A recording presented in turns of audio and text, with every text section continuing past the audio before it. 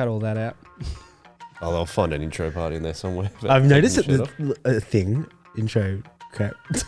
Intro crap. Yeah, Did you see the one for side? Joel's intro crap. Joel's intro. There this is right there. Here we go. We have Joel's intro crap. This is like talking about bees knees. Oh, is it?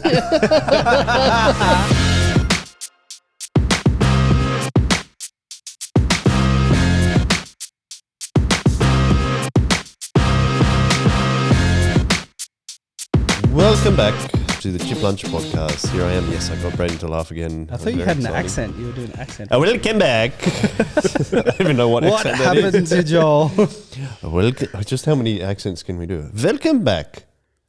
Welcome back. It's like, I'm not playing this game. oh, come on, name it. I'll try and do it. Name it. Name an accent, and I'll try and do it. Finish. Welcome back.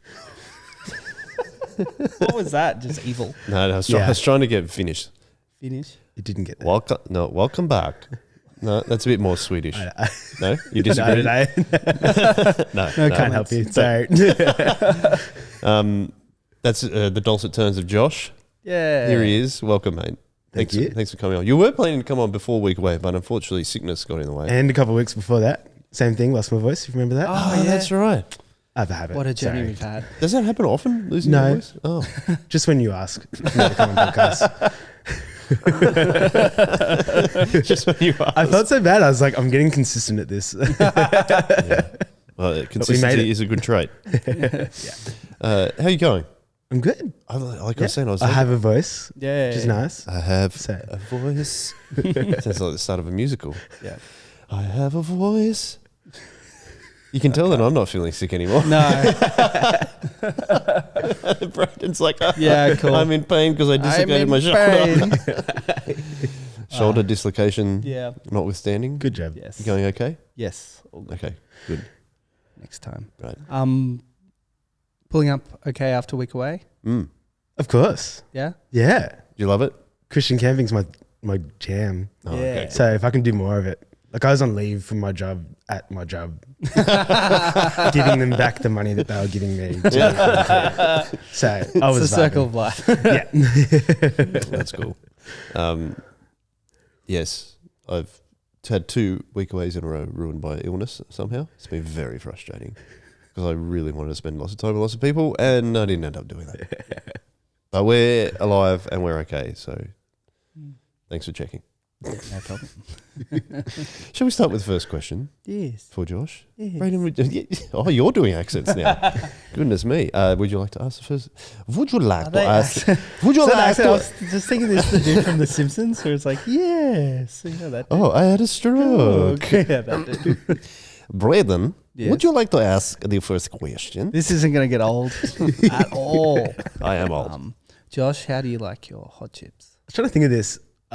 I realized with a burger or Macca's fries, like late night Macca's run. They're the 2 options. Yeah. Okay. Yeah. So like as a side dish mostly. I think that's how most people enjoy. Yeah, I think so. Yeah. Yeah, like a full, like, what do you call it? 2 large fries and Macca's. Yeah. It's like the best thing ever at like 11 o'clock at night. Is that what you Yeah. order? Just 2 large fries? Yeah. Oh. Yeah. And then you just, all in one go, just Yeah. down your gob. And you feel, All in one you feel so good for like 5 minutes. Yeah. And then you drive home and then you don't feel so good. And you go to sleep.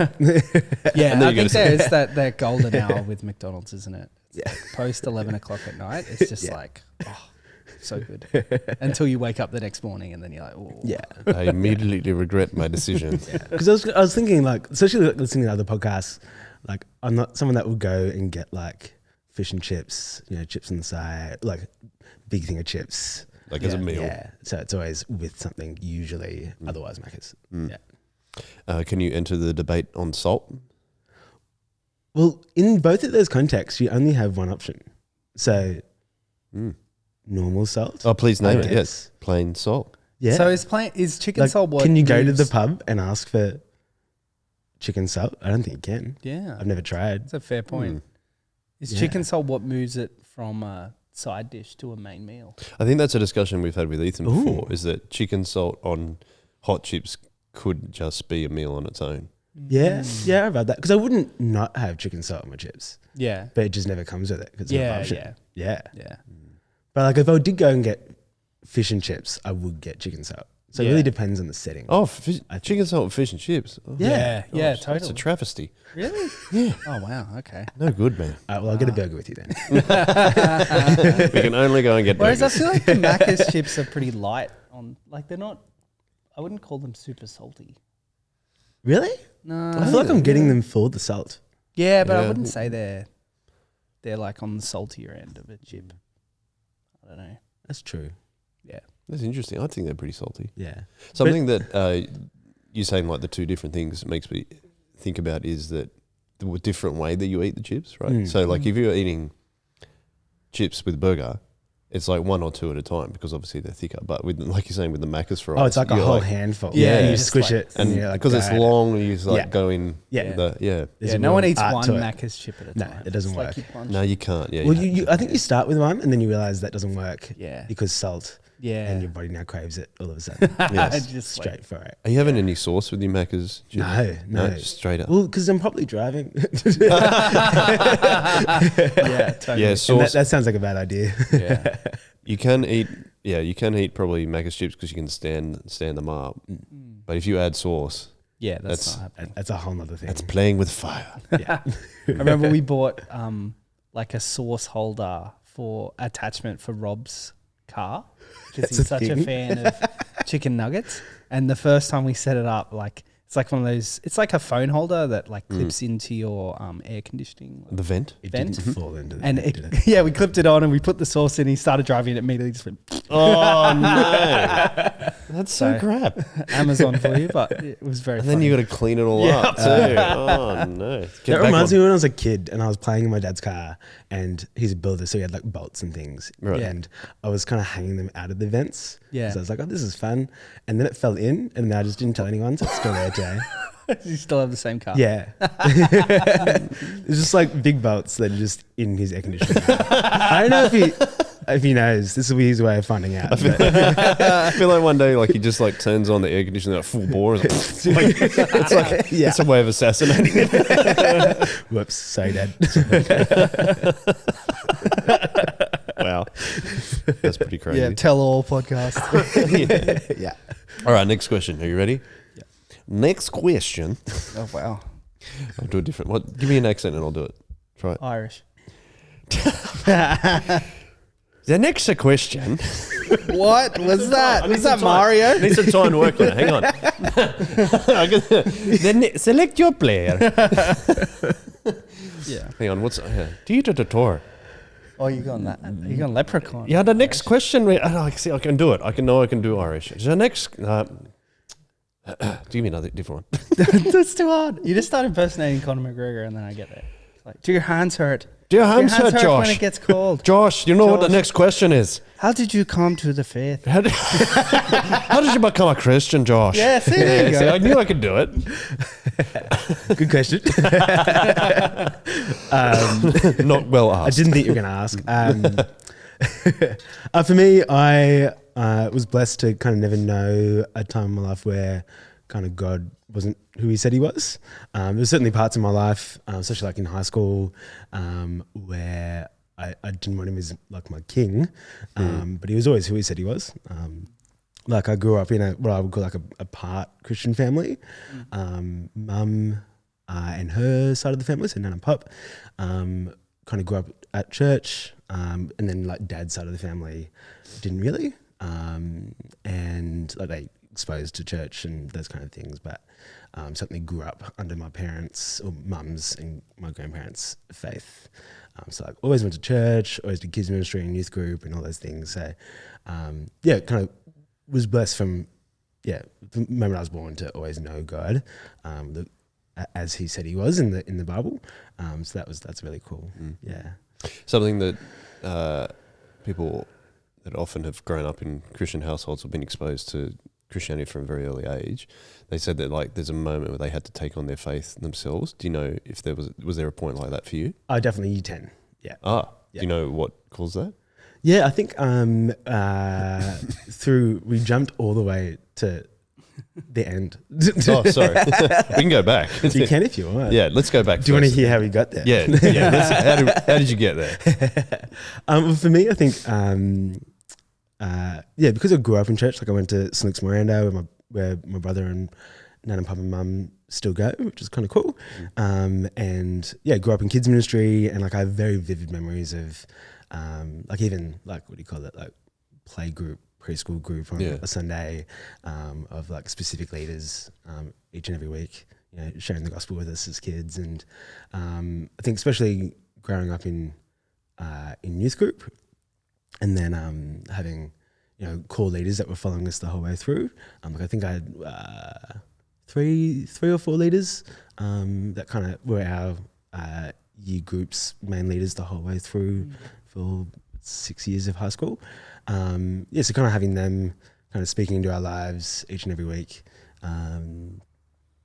it made a big difference of always, helping me think through what questions I had and who God said he was and what the Bible was saying. And I think like all through primary school and especially like early, like year 7, 8, like I definitely would have said I was a Christian. When I got to kind of like year 9, I definitely got to the point where I was starting to kind of, as I would describe that, take on my faith for myself, I guess, moving out of the faith that I'd kind of grown up with, about, you know, my mum saying that we're Christians and you know, being a church guy, and starting to just question, did I want God as my king? Is he who he says he is? And I remember like throughout all of year 9, starting to struggle with just various questions of kind of how God said I should live my life, and how just questions I didn't really have the answer to, and that people weren't able to give me the answers for, and spending the kind of year thinking about that, especially for me, like since I was in year 6, I had identified as being same-sex attracted, and so the first couple of years of doing that was of identifying as that was no stress. But then once I started kind of questioning how that aligned with my faith and what the Bible said, a lot of people in my life not really having the answers for that, or not having helpful answers, or like wanting to walk alongside you with it, kind of thing too. It's certainly had people in those later years that were happy to walk alongside me, but often, you know, sitting in church and hearing that topic spoken about from the front, and it not always being done in the most pastorally sensitive way, or then kind of forgetting that there's people like me in church, made, you know, a little bit of a hard year, as I kind of had to question, do I belong here? Am I happy with what the Bible says? And all those kind of things. Yeah. So what led you to the, like you were saying, to the year 10 point where you... So you know, it definitely was hard of like, still being at church, and I think I was still like leading kids ministry and those kind of things. Going through all that questioning. I don't think I was kind of sharing those concerns with anyone until I was in year 10. Yeah. But then in year 10, I was on St. Luke's youth camp, which goes for 5 days, kind of the same time as Week Away-ish, the week before. So it's down at YouthWorks at Port Hacking. They bring 200 odd kids away on camp from year 6 to year 12. So I've been going on that camp for a couple of years at that point. I think in that context of being in community in God's Word for 5 days, surrounded by leaders who were answering questions, me at that point where I was able to kind of articulate them out loud, just seeing what God's community can look like, being able to be in a space where we were immersed in God's Word, and it was really good, and not having the distractions of everyday life. around me. But the last day of camp, we had the last session in the rec hall down there. So it was classic, camp session. Singing songs. There was the main talk, and I remember we were singing Amazing Grace, and I got all my buddies lined up next to me, and we sung the bridge which says "Unending Love, Amazing Grace," and I remember just specifically hearing those words, seeing them for myself, and going, actually, those things are true for me, regardless of the questions that I have. And really, the takeaway from that was just all of a sudden having real confidence that God knew me better than I knew myself, and that if that was the case, and if He did make me and design me, and He knows me best, well, then who best to put my trust in? And so I did. I still remember getting in the car because that camp just ended, and Mum picked us up and being like, turning to Mum being like, I just became a Christian. And she was like, what? you are a Christian. Yeah. Isn't that what you've been doing for the last however many years?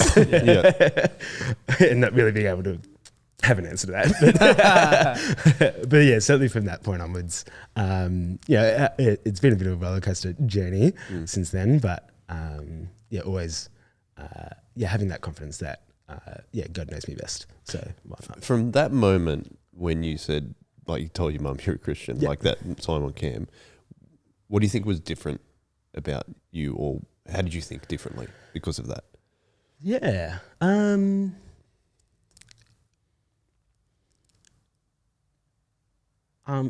Thinking back now and reflecting on kind of like what life has looked like, it certainly meant that I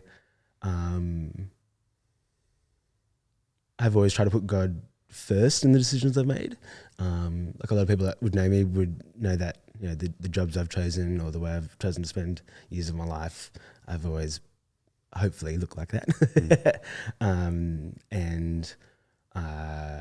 It did give me the confidence of knowing when I had a question, and I wasn't sure about something, and when people couldn't always answer questions about what God's word said, I didn't have to stress as much because I had a confidence. Okay.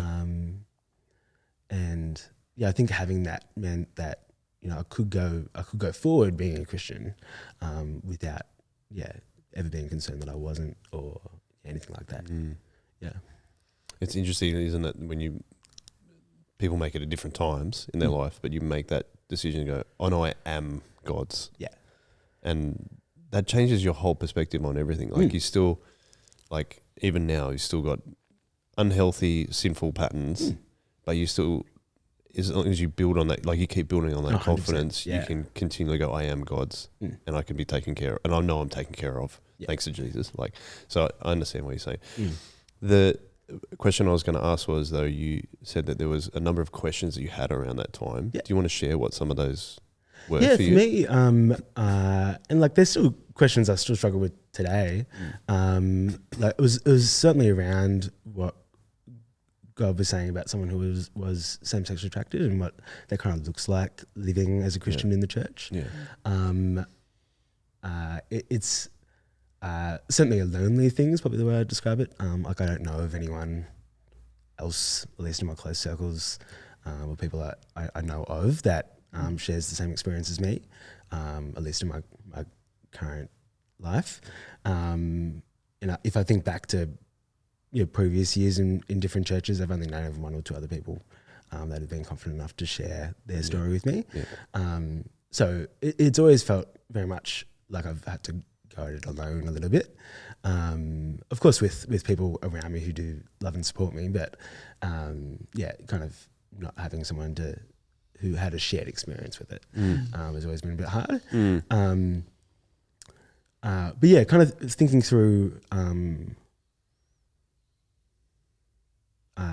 What does it look like? I think early questions back in the day was certainly why did God make me this way? And then probably later on going, kind of being able to make sense of that, going, well, this is the result of the fall. Things aren't really the way they're supposed to be. Me being who I am isn't particularly sinful or anything like that. I'm still me, and that's okay. But more now thinking about, okay, what does it look like to live my life, and what what are the expectations that people put on me as I kind of live life as a Christian out in the public, and then as I read God's word, what expectations do I have of myself as I kind of go out and try to live His way. They're kind of the questions that have always been kind of bouncing around in my head. And look, it's certainly been a struggle. Like as I kind of mentioned before, like I've sat in various churches where, or places where people kind of say things from the front about what their understanding of God's word is, and my experience is that they often forget that there could be people like me in the church, you kind of just have to awkwardly sit there because who wants to be the guy that walks out of a church service? Unless you really want to make a scene. Which you don't want to. Just having to sit there and go, sitting there and go, well, there's 200 people in the space. They're all trusting this person to say this thing. What do I do with it? Yeah. Constantly have to go back to God's word and go, okay, what do I think? Kind of make sense of that with everything I've been taught and what various churches think. And I think that's one of the difficult things is so many churches think different things, and a lot of churches don't, because it is such a difficult issue to talk about. I don't think a lot of churches have the confidence to be really clear and articulate what they think, or they are in terms of theology, but not really clear on what it actually looks like to live it out.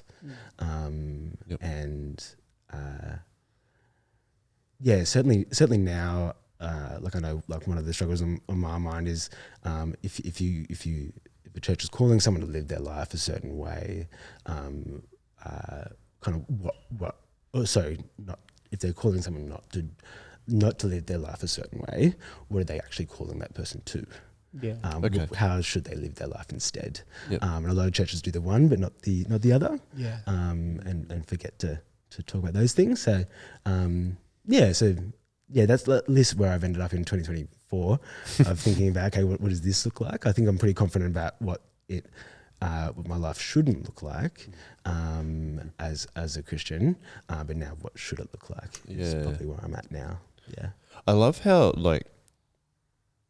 well thought out you are about it. And I really appreciate, this is I would say it's a difficult thing for you to share sometimes. And I really love how honest and thoughtful you are about it. And I think that's really cool. Yeah. Can I ask you though, like you saying that there were obviously difficult questions you had throughout high school. What are some things, what would you have rather have seen happen? So we can encourage and you can help me and Braden and other people know how we can best love someone that's in a similar situation to yourself. Yeah. Better than what would you have preferred to have seen when you were that age? Of course, anything I'm going to say is always your perspective. My perspective and probably my high horses and things that I've kind of hooked onto and found frustrating. So I'll say that as the caveat. But I think as you talk about the thing, and especially people that kind of work in churches and are making decisions that affect other people, and I guess everyone's doing that in some way. You're making a decision that will affect someone else in what you say. I think as Christians, if we can just be really considerate of making sure that we're not just assuming that there's heterosexual people in the space, and I know certainly where I get frustrated, and I've kind of learnt to just deal with it because that's just the nature of church. But often people will implement procedures and will do something a certain way because we've always done it that way. But the rule is kind of there, or the procedure's there to build up and kind of safeguard from sin people who are heterosexual. But then you kind of sit there as the same-sex attracted person in the space going, okay, well, what about me? What do I do? And them when I have asked, no one's ever had an answer to that. And so I think I've always just found it hard when they've been happy to make a decision about one thing and roll with that because it will support the majority of the people in the church, but then we forget about the 2 or 3 people over here. Yep. So I think, I certainly recognise that's a really hard thing to figure out. Okay, how does that look when you're, especially when you're talking about churches that have 1,000 people in them. You have to make a decision often. But yeah, if you can, if I think be a massive blessing to people like me, if there was making sure you just got answers to both where you can, would be really cool. Yeah. Okay. Yeah. No, that's helpful. And I mean, so we've talked about something that's like been a big part of your life, but like, tell us where you grew up and where you went to school and stuff like that. Yeah, sure. Starting from where? Where were you born? What hospital were you born in? I was born in St Leonard's. I was with another person next to me. Yes. I was a twin. I still am a twin. Sorry, Jordan. You exist too, buddy. Fun facts: we were born 9.5 weeks premature. I think so. Okay. Really small. Yeah, that often happens with twins, right? Yeah. We were born so early because we had this condition called twin-to-twin transfusion, which I could be getting this completely wrong, so someone feel free to correct me. But I'll just say it with confidence because this is how Mum tells the story. If I'm telling it wrong, it's her fault. But we shared the same embryonic sac, which I didn't know that was a thing, but it's a thing. So right. 2 kids in the one bubble, I guess. And that doesn't really work out because apparently it means that one twin will get more nutrients, the other twin won't. Not good for either.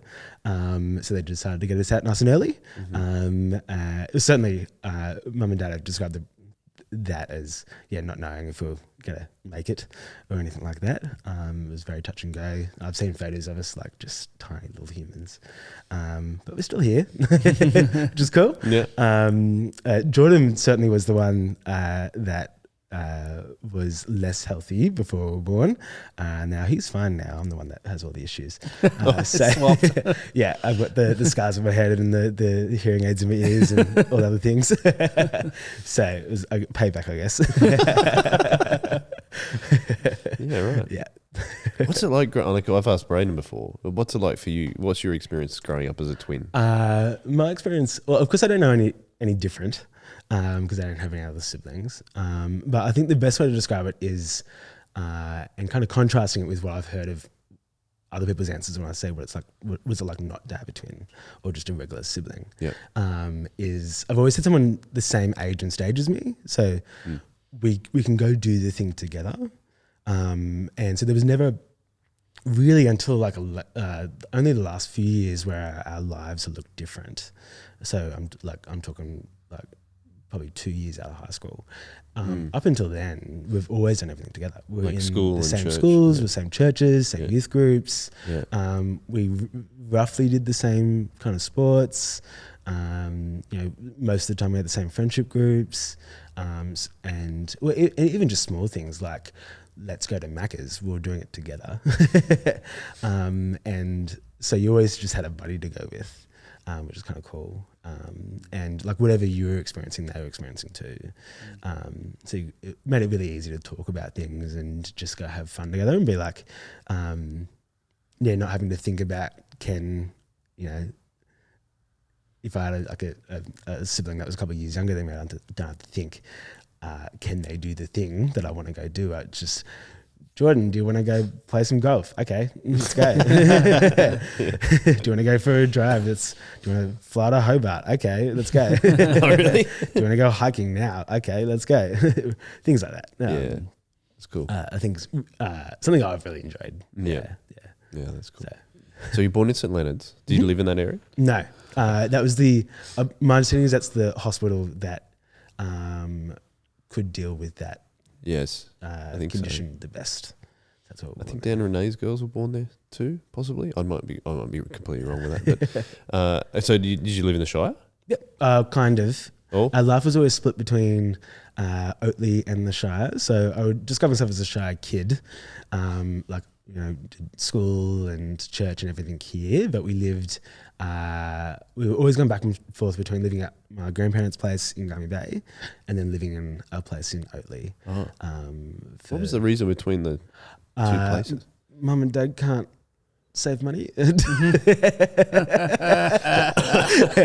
Wow. I won't say mum, dad, sorry. No. Yeah, okay. So yeah, and we were only supposed to live in Oatley for a year. I think it was in kindergarten. But then we were there for 7. Whoops. So yeah, so it kind of worked out because mum worked in Westfield and so doing the commute to Gummy Bay for primary school was fine. Yeah, okay.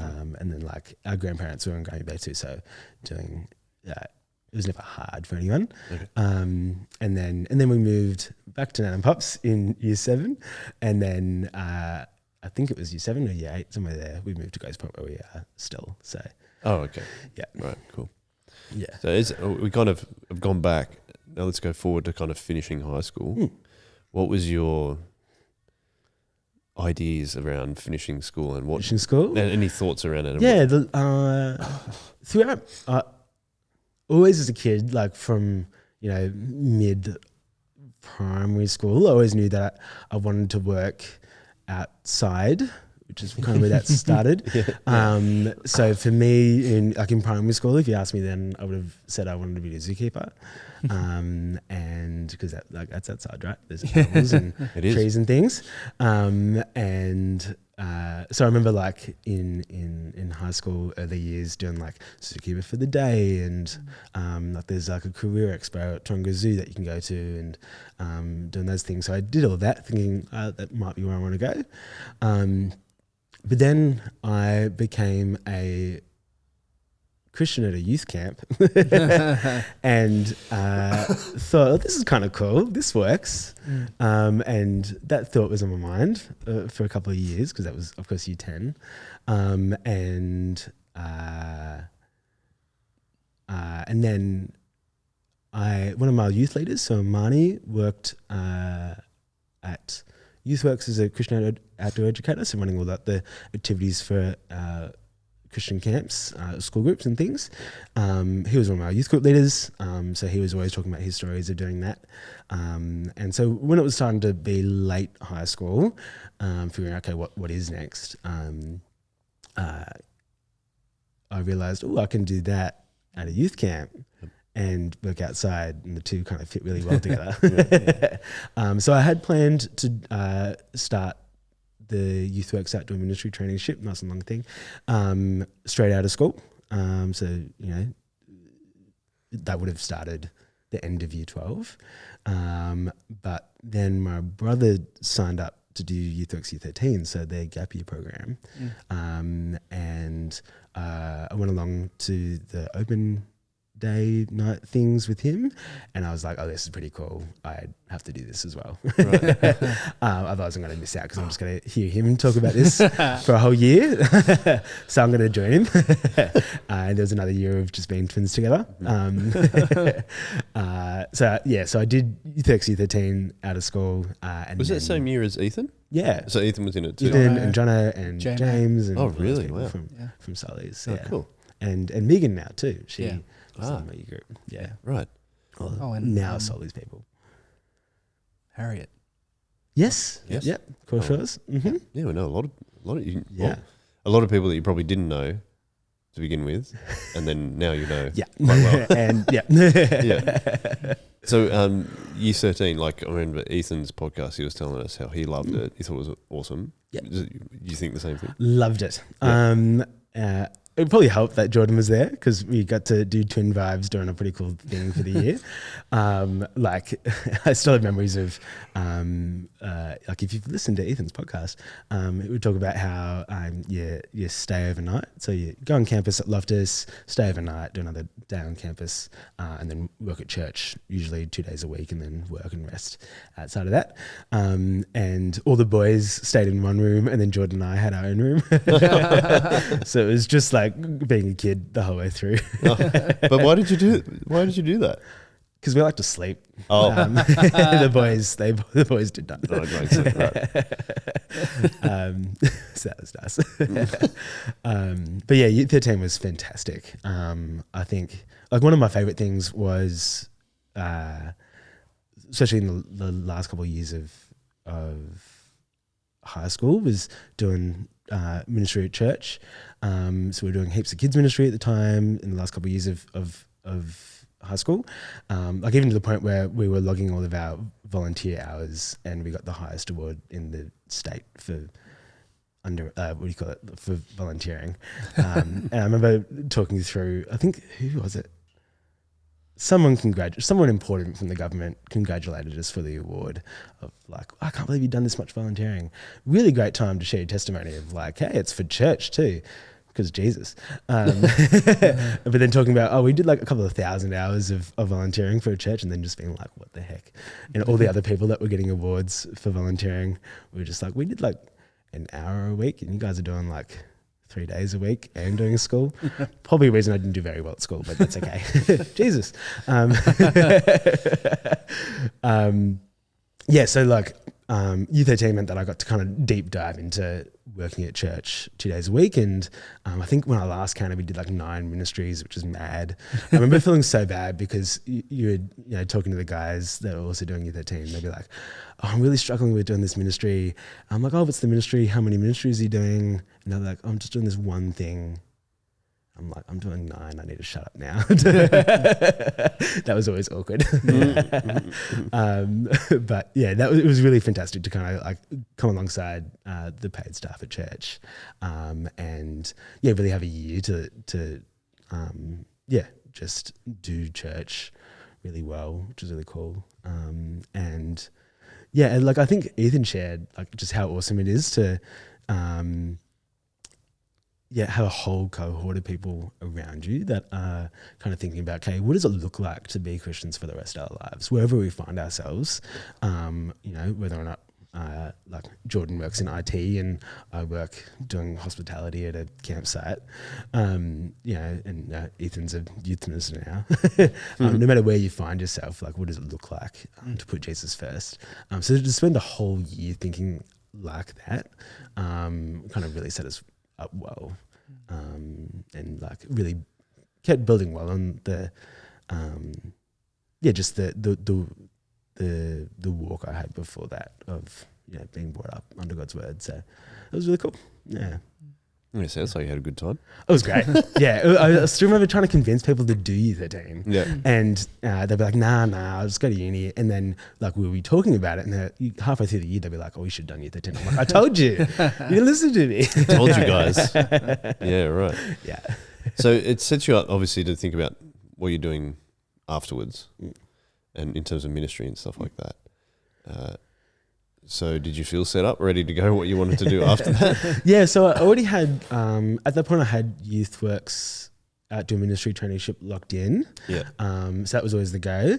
Well, not locked in, that's a lie. I had planned it. And I remember they do like a 3-day job interview like you go on camp for 3 days with all of the job applicants. Right. And it's the most intimidating thing until you forget that you're on a job interview because like you're having dinner and you're just sitting there with the staff having marshmallows around a campfire, and then every so often clicks in your brain, oh, I'm being interviewed. I need to do this properly. And then it was a couple of weeks after that waiting to hear the answer of whether or not I got the job. And I remember it was what they call D week, so disorientation week, the last big week of Year 13. And me, Ethan, and Jacob, which was like our prayer triplet, which we had gone through all of Year 13 each week, praying with each other, was sitting there on the awning, under the awning of my tent because we were camping at the time, and I had asked them to pray for whether or not I'd get this job, and they knew that I was going to get a phone call soon to let me know. And then as Ethan's praying, I think it was Ethan, my phone rang, and I they went berserk. The boys, like, Ethan's got a lot of energy. Jacob has probably even more. And so they were just like, oh my gosh, I picked it up and then got told I got the job. My legs just went. They went more berserk because, like, it was pretty cool to have prayer that was being prayed answered there and there. That was a win. That was a pretty exciting moment.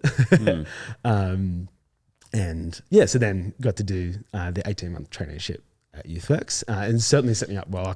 There was a big difference between the staff, the trainees that hadn't done Year 13, and myself, and the rest of us in terms of not our skill set of how to run outdoor activities. Like the rest of the trainees were probably better than me at that, but in terms of just having confidence of being able to like navigate the bubble and have answers to kids' questions. And for a while there, I was certainly the guy that the trainees were like, do you know the answer, Josh? And I was like, not really, but yes, of course I do. But I can help us think through this. Yeah. So I definitely noticed that was really helpful in that first year out of Year 13. Yeah. So yeah. It sounds like you're really like quite content with some of the decisions you made straight out of school. Would that be true? Oh yeah. Yeah. I don't think I wouldn't make any decision differently. Yeah. That's cool. Yeah. Like people that work closely with me know that Christian camping as an industry and as a kind of a career, if you want to call it that, is the thing that I've kind of chosen for life, or at least for now. I can say that, but of course things change. Yeah. And yeah, like I've always made decisions ever since I've been in Christian camping that, ensure that I stay there long term. Yeah. Because you've worked at YouthWorks pretty much ever since then, right? Yep. Can you tell us like what, and you saying how much you love doing Christian camping, what do you love about it though? Yeah, I think having seen the impact of it on myself, becoming a Christian on camp, and seeing the impact that it can have, and seeing that it kind of works is probably the way I'd describe it. There's not many opportunities in kind of a church's calendar where leaders and ministers can like take lots of time to invest in somebody. Yeah. And there's most of the time it's like, I have an hour here and an hour there, and the kid or the youth goes away, and you've kind of got to keep building on things. Whereas camp, you've got most camps have got 3 days, but you get really lucky if you've got 5 or more days to just spend time thinking about what questions the kid has, and being in community and being in God's word. And so those opportunities are rare and really powerful. Yeah. And that was also my experience on Year 13 of what we would call rephrase that, to have quality time. So having to have the ability to create really good moments or really impactful moments. You need quantity time, you need heaps of it. Yeah. So like the impact of staying away, and having multiple days to do that means that inside that time some really incredible opportunities. So for me, I'm no longer in a job where I get the opportunity to share God's word like each and every day. So when I was doing the traineeship, I was opening God's word with 15 kids, every 45 minutes. Now my job looks like training guys on how to, operate dishwashers. So it's a little different. The way that YouthWorks at least thinks about, and certainly myself thinks about, those hospitality roles is if we can, if I can support a camp to have a distractionless experience, if I can do all the other things that they can't do so that they can focus on sharing the gospel with their kids, that's the best thing I can do for them. And certainly knowing my skill set, I can use a dishwasher, hopefully. And so, because I can do that well, hopefully I can play my part in seeing more people have the same experience that I did in Year 10. I think you're so right about that quantity of time thing, because I've shared on the podcast before that my first week away is where I really committed to being a Christian in Year 12. That's really for cool. example. Yeah, because I spent. This is when it was actually up at Morisset, not in YouthWorks, not at YouthWorks down south, and I think I must have been there at least 4 or 5 days of just people like really loving me, but then also like having Bible teaching every single day, that as well, and talking about it and discussing it. I think you're so right about that, and obviously that's why at church also we like to create time. Not so much in a camping context, but also just at church, that we have time to just spend with each other and hang out. Classic Saturday night, and be there till 2, 3 in the morning. Yeah, exactly. That's like 7 hours, probably more of church. What you can do in that compared to what you can do in a 45-minute service, like, it's so different. Totally. It's not just a turn up and go service. It's not a McDonald's service. Like we're talking about McDonald's quite often. It's just as I get older, I think I realise how much I've valued that. Not even realising it that was the case at church, but actually it was happening all the time. So I think you're spot on about that. So in terms of church, though, at the same time, so you obviously love and working at YouthWorks, which is really cool.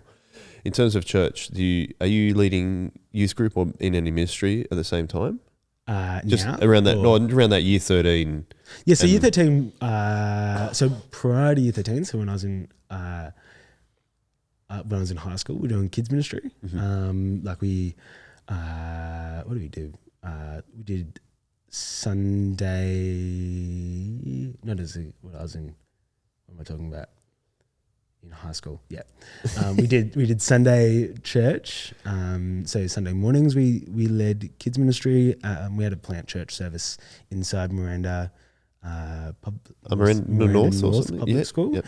And so I was helping run the kids ministry there. As just one of the regular leaders. And then we also did the kind of Thursday kids program. So they for a couple of years they had like a homework club. The kids would bring their homework and just be able to get to do it with their leaders. And then we'd have dinner, and then we'd have a boys group and a girls group. So we're leading all those 3 things. Yeah.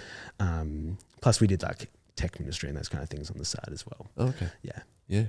Heaps of kids ministry. And then once we jumped into Year 13 and post Year 13, especially up until, I say we because I'm talking about a twin, don't know why.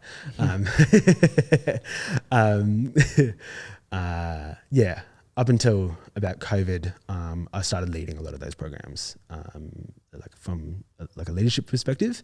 So I started heading up our Miranda North campus from a kids ministry perspective, which was a really cool opportunity. And being able to kind of be a part of that, seeing that grow really big. I was really sad when COVID happened because that meant that we couldn't meet in the school anymore, or at least we could meet in the hall, but we weren't allowed to use the classroom, so we didn't really have a space to do kids ministry. So didn't get to, we were growing and seeing heaps of kids come closer to Christ and know Jesus for the first time, and numbers were growing, and then COVID happened. It was like, but it's some really cool experiences for a couple of years there, then COVID happened, and then I moved churches. Didn't do any ministry at when I was at Established Church for a year, and then unfortunately Established closed. The very last service we had was very amusing, which was at Miranda Kong, which is kind of amusing. That's where we are now. I volunteered to join the tech team, so we had a little pre-service briefing, and they were like, "It's really exciting. Josh is joining the team, and you want to support him." And then that's it. It was really amusing. So that was fun. And then now that I'm at Solly's, doing Saturday kids teaching time. Yeah, you are. Yeah, cool. Yeah. And then kids chill at Cronulla as well, so often. Oh, cool. Yeah. What do you think that, like, in all those kind of leadership ministry positions, what has God taught you throughout that time? Or what have you learned? Lots of things. He's always surprised me by my kind of capacity for ministry and willingness to put it first. Something I've always been surprised by. I think people have always looked at the number of hours I've put into church and gone, isn't that too much? and I've always gone, no, I love it. Like, it's great. Like, why would I want to do anything else? And like, I still remember when I was kind of what we called the campus director at Miranda North, and so I was overseeing the kind of, there was 4 teams, like infants and primary and preschool and in creche with their own leaders and people in charge of those. And then I was overseeing the whole thing. I remember when my brother had to step down from ministry to do other things. So I ended up doing the teaching in one of those groups, leading that group from a leadership perspective and having a small group of kids and still leading the whole campus. And I ended up doing that better than just doing the one thing, just because I kind of had to. So things like that was just kind of cool. Seeing my capacity for ministry, and also just watching. I've really appreciated watching the paid staff at various churches kind of put their trust in me to do that. Like at the time, I was only 2 years out of school, but most of the leaders were older than me. And so just being, it was really cool having opportunity to kind of just do ministry and implement thoughts and try different strategies and different practices, and that was really cool. God's definitely taught me in all of that, though, that if I don't rely on him in all of that, that I'm screwed. And that there is a upper end to my capacity. So I've got heaps, but I also need to know where that trust is. him to know that there's an end to that. Because in previous years, especially at Youthworks, I did get to a point where I was burnt out from doing ministry, just because I did put it first for too long. Putting it first for a long time is really good, but there was a line in the sand, and I have found that line a couple of times and then kept going. And so something I have learnt now is to stop at the line. So it took me probably at least 7 years to learn that, but we got there. So you're just taking too much stuff on? Is that what it is? Yeah. Taking too many things on, and probably not looking after myself in the process. Okay. Because I'd be so happy to throw myself into ministry, and that being the priority, everything else would fall to the wayside, Including your own health and things like that. Yeah. Not that this was a bad example, but I still remember I had my English exam for HSC the next day, and we had there was an opportunity to help out with the tech for a particular event at church, and the tech leaders were like, you don't have to come just because you're on team, don't come because you've got HSC tomorrow. And I was like, no, I'm coming, because why not? This is the best thing I could do. I got a D in English, that's fine. I'm okay with that. But probably a good example of how I would prioritize church ministry over other things often. Yeah. Okay. Yeah. You also mentioned that you decided to move churches. In terms of not throwing anyone under the bus or anything, but why was that, and what were you looking for, something different at church, or is it just was it something related to the burnout that you're talking about? Yeah, it was. So I left St. Luke's during COVID. It was certainly leaving wasn't really a decision. It was more a case of me realizing all of a sudden that I wasn't going to church. I think it had been about 6 or 10 weeks or something like that, right, where one day I realized I haven't been there in ages. And it was kind of as we were coming in and out of lockdowns.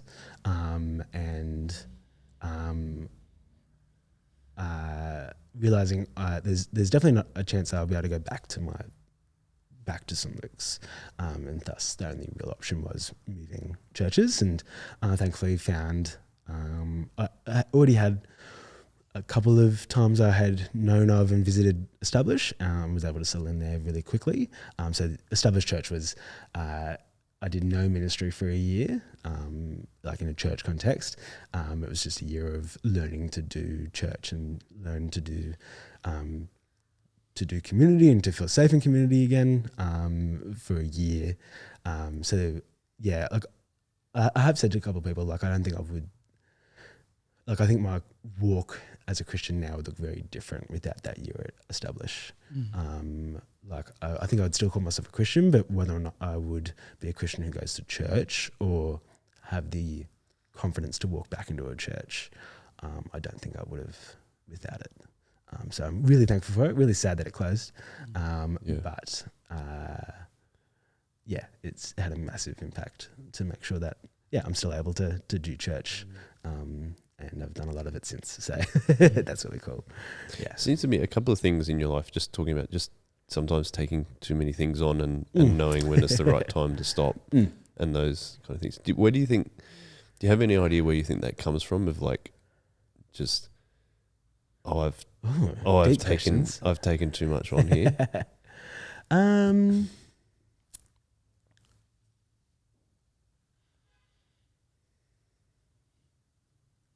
It's definitely my personality to want to do things well, and I'm definitely always keen to make things happen.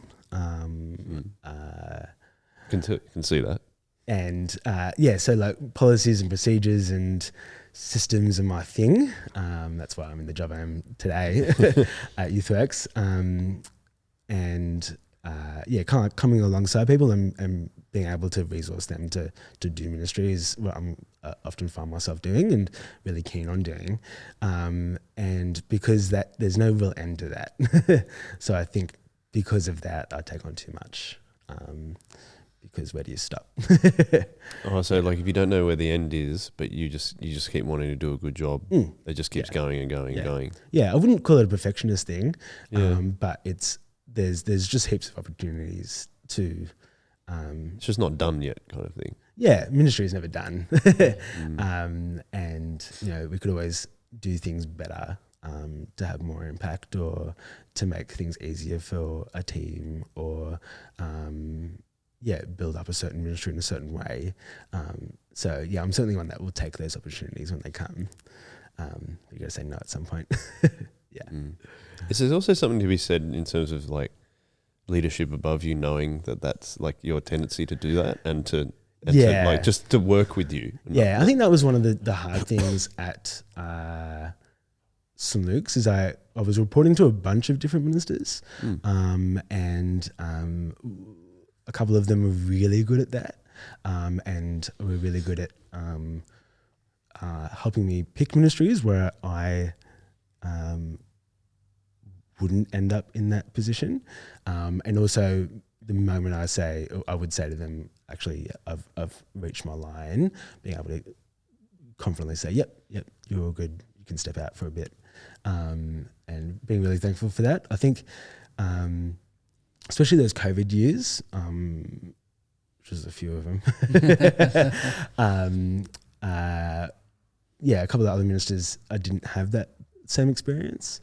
And I think in all of that, especially with doing tech ministry, and why I haven't done any tech ministry since, there was a lot of pressures from a lot of different angles, especially in that context to do it well, but it was never my skill set. It was just something that Jordan and I love doing, so we did it, and we did it because no one else was doing it, and no one else was putting their hands up. And of course, we were the type of people that were happy to put our hands up.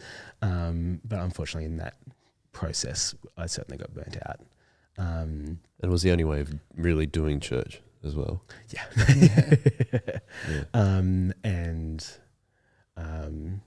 of course, coupled with that, like my personality being someone who struggles just in community, COVID wasn't helpful with community. And the years prior to that, I'd always struggled with just, having people around me and being in community. So layering those things could often, just made those situations harder. So Yeah. when you say like being hard to be in community in terms of just being with lots of people, Yeah, I've always felt that I'm someone that has social anxiety. Okay. And like as I've gotten older, it's probably gotten harder and harder. Yeah, when I was at St. Luke's, they had the strategy of, you said it before, help me here. What's the opposite? Homogeneous unit That principle. thing. I need to remember this. That's all right. Come and do Berea. I have. Yeah. Keep doing Berea. Yeah, you've drilled in the all age, all stage, so I forget the opposite. Yeah. And so that meant that when we were coming to youth group, we were always in our age group and our gender. And so coming out of high school, that kind of all fell apart just because everyone went different directions and everyone started having different thoughts and processes on what it looks like to be Christians and what it looks like to do community in church. And I think as that fell apart, I was then didn't really have a community, but then being in a church of 1,000 people was very isolating at the same time. Right. Thankfully, I did have some really good connections through kids ministry to keep kind of plodding along in church. And I think that meant that I stayed there for many more years post kind of year 12-ish, and like through year 13 and for a couple of years after that up until COVID.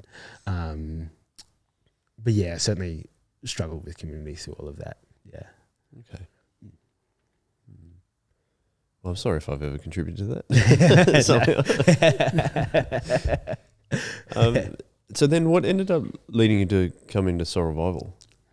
Yeah, with both Establish and Solis, I picked the church and went and never gave myself the option of another church. So it was a case of deciding I'm going to go here and doing it properly and going all in.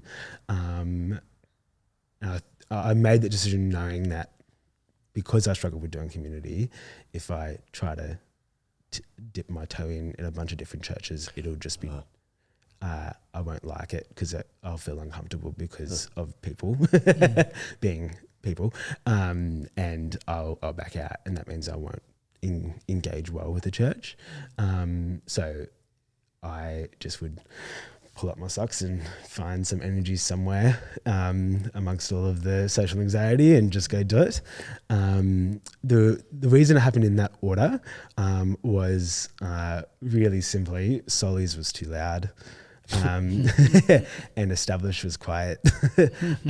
And I went to Establish at a time where I was very overwhelmed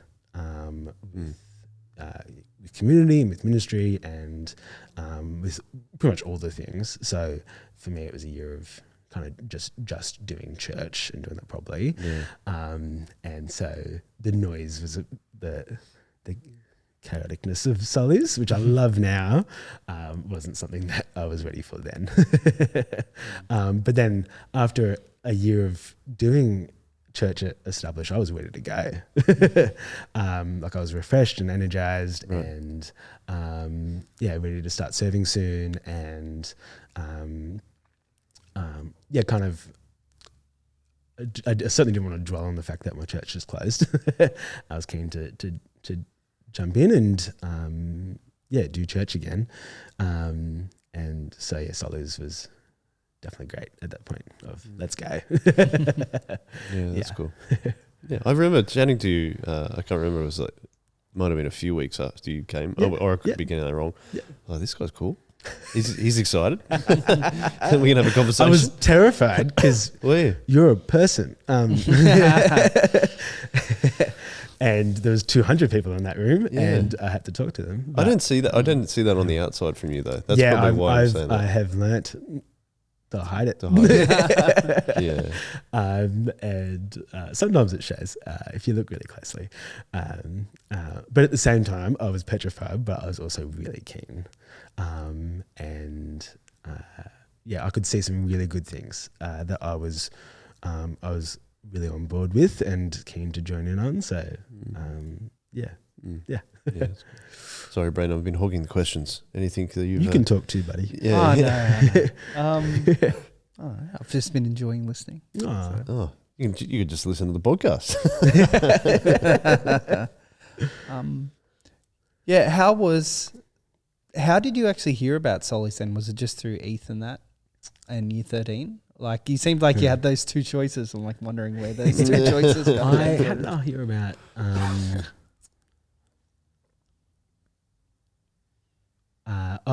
I heard about Established Church, just as a funny side note, when I was still at St. Luke's, and a couple of our leaders were helping with their kind of big missional programs that they did each year. And then when I was at Year 13, because we were serving so much in church, running kids ministries and those kind of things, there was one Easter service, I think it was, where I wouldn't have been able to make it to a church service. I was really keen to go. So me and Megan, who was doing Year 13 with us and now goes to Solis, were like, we're keen to go to church, so let's find one. And so we went along to Established Church, and one of the workers at Year 13 at the time was also the kids minister at Established. So that was kind of the main connection. That made it easy to walk in the door. And I still remember they posted a photo of the two of us on their Instagram that day. And I was like, I didn't even go to this church. Oh my gosh. Same thing happened at Established. Within 2 weeks, I was already on the Instagram page. I was like, what is this? And the same as my life at Youthworks. Yeah, I was like, you're on a lot of the pamphlets. I'm like, Youthworks. I'll take it as a compliment that you think I look good. David. Yeah, David, true. David is on a lot of the pamphlets at Youthworks. Yes. Side note, if you look through the brochures of the Youthworks Conference Centres, one of the photos, I'm wearing a name tag that says David. Oh, does it? Okay. So my nickname for some reason now is David. It's great. It was very funny when people asked me a week away, like, does Josh work at Youthworks? I was like, no, David works at Youthworks. David, right? David Roberts. It's the lost triplet, I guess. Don't ask Josh about anything. David's the one that David. What was the question? You were talking about how you found Solis. Solis. Yeah. So that's how we ended up there. So that's quite amusing. And that, my face was on there. I was the poster boy. And it wasn't even my church. And so because I had found that moment good, that's why I chose to go there a couple of years later. And Solis, how did I hear about Solis? When I was doing kids ministry I think it was Year 13, probably, maybe earlier than that. Yeah, it would have been earlier than that. What we called a section leader, so the main leader of the team, decided that church was going to be church for her was starting to look a little bit different, and St. Luke's wasn't really the right church for her in her kind of stage of life, and so she decided to move to Solis, and I was just really encouraged by how well she did the transition, because she moved, I think it was mid-year, and continued to lead with the blessing of St. Luke's lead our kids ministry team at St. Luke's for the rest of the year. So kind of stayed committed to the things that she committed to, like committed to the kids, committed to the leaders, but knowing that kind of that particular season of her life was up and that God was calling her somewhere else. And yeah, seeing her do ministry and a Christian walk really well through that season, and then seeing her, from what I could tell, really love Solis was really encouraging. So that was a couple of years beforehand. And then, of course, so I think that was like senior years of high school. And then, of course, doing Year 13 with the boys like Ethan and that. And like we did a lot of big Year 13 things we did at Solis in the factory. So I'd been in the space, experienced it. The probably the main driver building on all of those things was I was keen to go to a church that was kind of on about something and knew kind of their direction and how they were going to get there. And I think I was really encouraged by seeing Solly's being able to articulate their strategy and their practice and there's one more. Theology. I was going to say that, but it didn't seem right, but okay. Theology, strategy, practice. Yes. Being able to articulate those things, kind of gave me confidence of what I was walking into. So even though I hadn't really experienced the community besides, 3 or 4 people, I was confident with the space I was walking into. I will say with the context of I'd heard the more negative side of the Miranda, that's wrong, Gaimier stuff. Yeah. But I only heard that through other people. But the people that actually went to Solly's and had experienced Solly's had a really different way of talking about it. And I think I was intrigued and encouraged. So intrigued to go, well, I'm going to go find out. Find out the truth. And I'm going to make sure I find out because I'm not going to give myself another choice to go to another church. But so I think I was intrigued to see people talking about church like that in not the best sense, but seeing a church that was flourishing and growing and people loving it and a community that was building each other up. And I don't think I was discouraged in that. I was like, actually, well, maybe there is something good here. So let's go. Cool. No, we've been really encouraged by you joining us too. Absolutely. With like the hindsight that you have, and obviously everyone's different, how would you recommend if someone was looking to step into Solly's but did struggle with social anxiety? What would be your if you could recommend something? And obviously this is like a vague example to someone that doesn't exist. Well, a generic stereotypical answer, and obviously things would be different to different people. But how would you recommend if they were looking to kind of jump into something or try something out? Is there anything you'd recommend other than just saying, well, this is my church and I'm going to have to deal with it? I would speak to that first of going, I think it is helpful to at least try to commit for a bit. Yeah. I think I've seen a lot of people try to move churches and all they do is just church kind of bounce between churches as they keep looking for something, not knowing what they're looking for, and never actually finding it. And instead going, I think if you can at least come from it from a perspective of, I would be hesitant to say self-centeredness, but at least looking for a church of going how can I play a part here? Yeah, be a good start. I think it's not helpful if you walk into a church trying to think, how can this place serve me? Now, of course, there's ways that you're going to be built up and encouraged and all those things, but it's not the only thing that will happen. You'll have opportunities to play a part in the life of a church, and we're certainly called to do that. So I think if you can come with that mindset, it would be a good start. And I'm not saying stay at a church and wait until that happens. If you walk in and for the next 6 months it sucks for whatever good reasons it sucks. Certainly not saying that, but I think give yourself a chance to settle in for at least a little bit. Now I took that to the extreme of going, we're just going to make this happen. We're going to settle in. That worked because of the context where I found myself. But yeah, won't work for everyone. You're very all in with things though, aren't you? Yeah.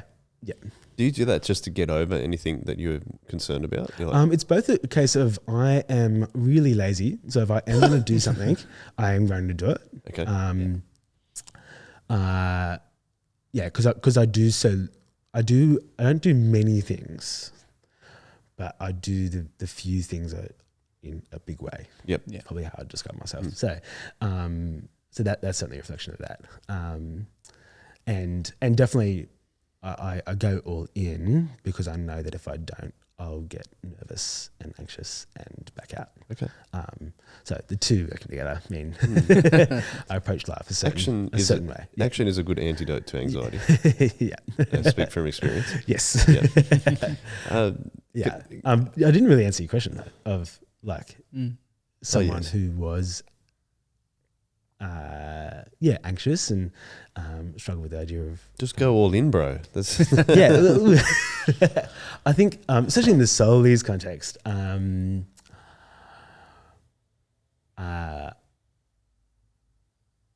think what's really cool about a lot of our spaces is that they are spaces where you can sit in them and be a part of community without having to push yourself too far.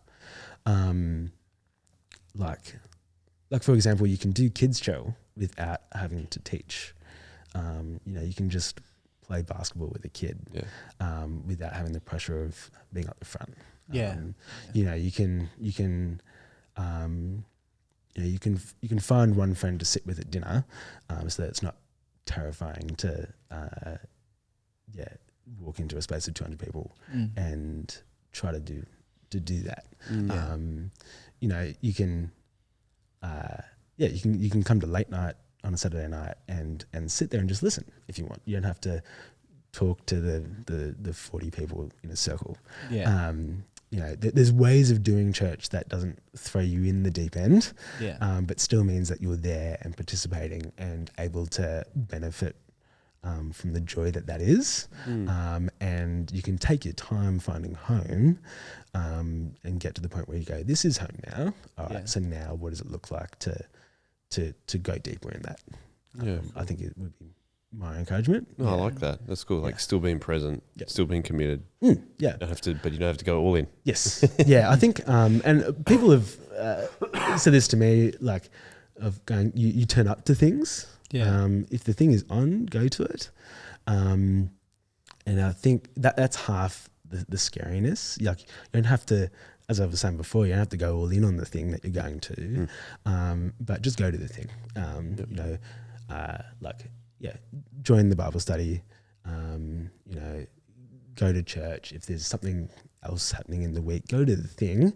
And that's kind of all you have to do.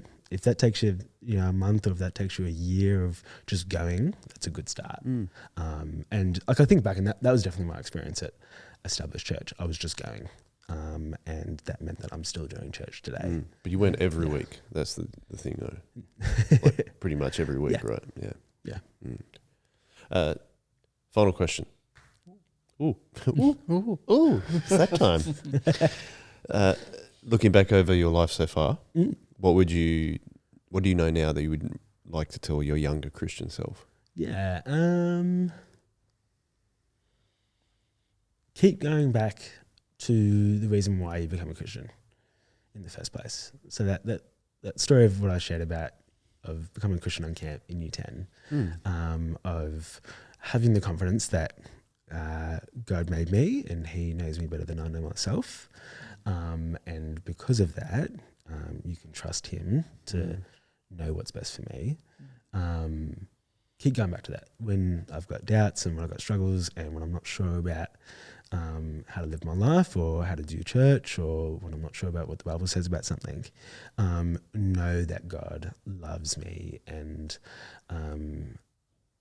that will never end, and that He has saved me, and that He knows me better than I know myself. So of course, if I'm doubting, He's not. Go back to that confidence, and you'll be good from there. That unending love, like you were saying before. Yep. Yeah, that's cool. Well, it's been an absolute pleasure. I really value the way that you think about things and think about church, and I think there's a lot we can learn from you, Josh. You've expressed yourself really. I think you've expressed yourself really, really well in a lot of different areas, and I know that you've expressed certain struggles that you have, like social anxiety and things like that. But I can see that you're thinking about them and how to perhaps overcome them, but based on that foundation of what you were just talking about, of that unending love and the confidence. And I found it really encouraging hearing you talk about that. And so I just want to say thank you. it's been really fun having you on. Awesome. Brandon?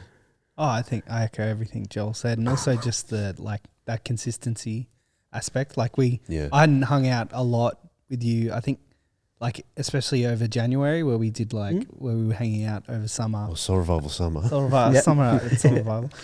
We hung out a lot because you would turn up to things and we were all there, and I think that was a really lovely time to get to hang out a lot and just chat and sit down and my favorite experiences of hanging out with you are just it's Cronulla and we're just sitting and having a coffee before the service and stuff. So I think it's really cool, and the way that you highlight of my week. Yeah, but the way you encourage people by being there I think is huge. Yeah, and you even pointed out the amazing thing that Kids Chill is. That's what I like. You don't always people don't need to be the person up the front. If you are aiming towards that, or maybe that's your personality, or maybe you can build towards doing one kids talk a year, that would be amazing. But also those people who are just there willing to hang out and have a great and open to see what happens. I think that's massive. And I greatly appreciate getting to hang out with you when I can. And I think you're a massive part of, you've already become a massive part of late night and a whole bunch of things just by being the person who's willing to be there and hang out and chat with whoever's there. I think it hasn't even been 2 years yet. Yeah, I know. I still remember I was there and it was only a few weeks in. And I think it was Fee. It was how many years have you been here for? Yeah.